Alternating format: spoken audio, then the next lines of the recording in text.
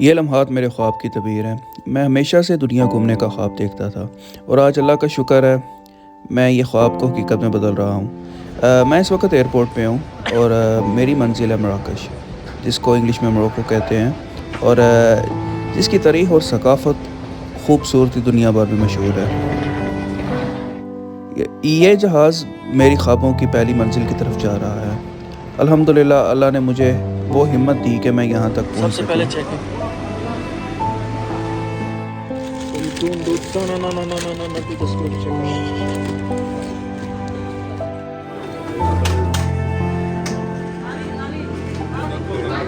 What are you getting?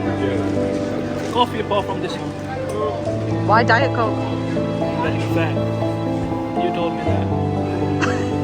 Wow. Wow. I got boots, meal deal. You need some medicine. That's what. اب وقت ہے اس حیرت انگیز سفر کے آغاز کرنے کا۔ مراکش ایک اسلامی ملک ہے جو شمالی افریقہ میں واقع ہے۔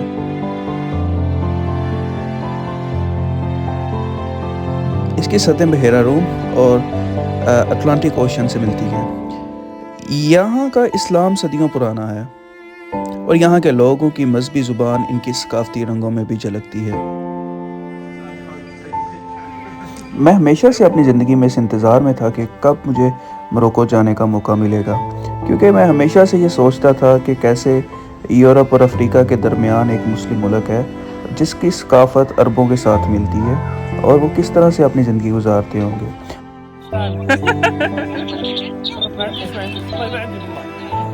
You're funny.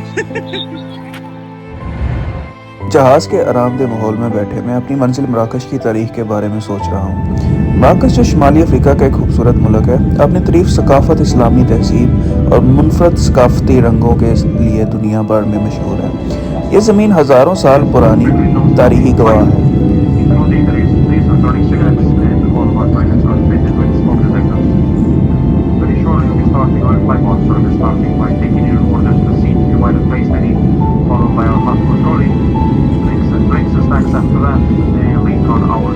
موروکو کا قدیمی نام مراکش عربی سے نکلا ہے، جس کا مطلب ہے مغرب کا ملک، کیونکہ یہ اسلامی دنیا کی مغربی کنارے پر واقع تھا، اور اس کی تاریخ کا آغاز بربر تہذیب سے ہوتا ہے جو ہزاروں سال پہلے یہاں آباد ہوئی۔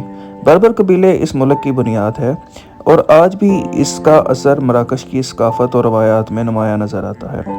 7ویں صدی عیسوی میں اسلام یہاں پہنچا جب عرب افواج نے شمالی افریقہ فتح کیا۔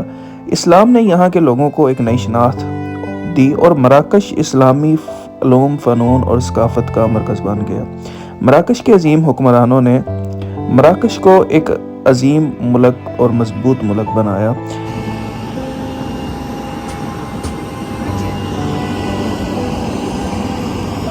Careful. کتنا نہیں.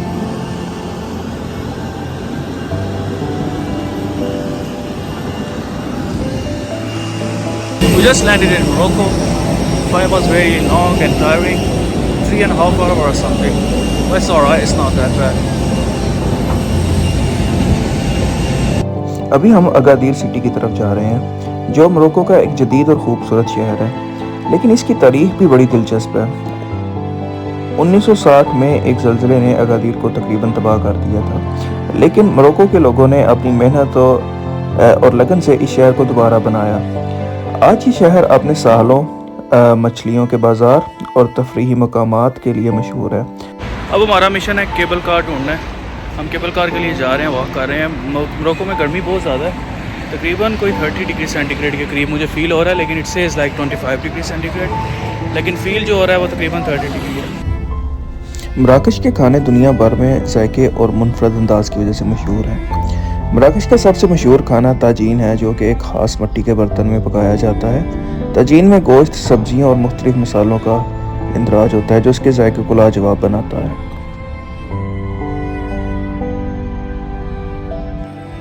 موروکو میں کھانے کھا کے، مقامی لوگوں سے مل کے، ادھر ادھر ٹریول کر کے، موروکو کا قہوہ پی کے مجھے بالکل بھی ایسا نہیں لگ رہا تھا کہ میں جیسے کسی اور ملک میں ہوں۔ مجھے ایسا لگ رہا تھا جیسے میں پاکستان میں ہی موجود ہوں۔ پاکستان اور موروکو کے درمیان ایک گہری ममासलत है।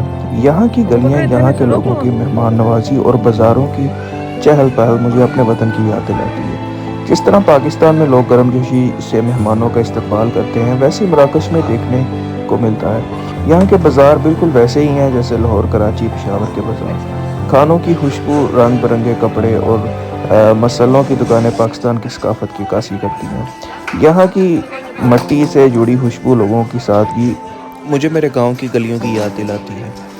यहाँ के लोग भी बिल्कुल वैसे ही मेहमान नवाज हैं जैसे पाकिस्तान के लोग मेहमान नवाज हैं। और जब आप कि यहाँ के लोगों को बताते हैं कि मेरा ताल्लुक़ पाकिस्तान से है, तो उनके चेहरे पे एक बहुत प्यारी मुस्कुराहट आती है और वो आपको भाई का लफ्ज़ कह के बुलाते हैं।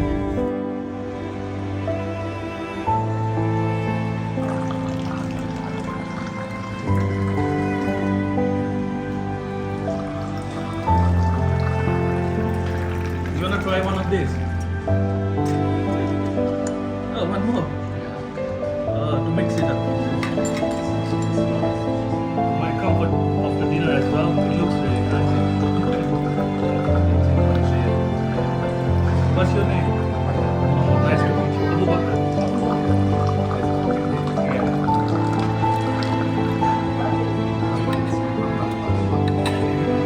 Okay, thank you so much. Try करो.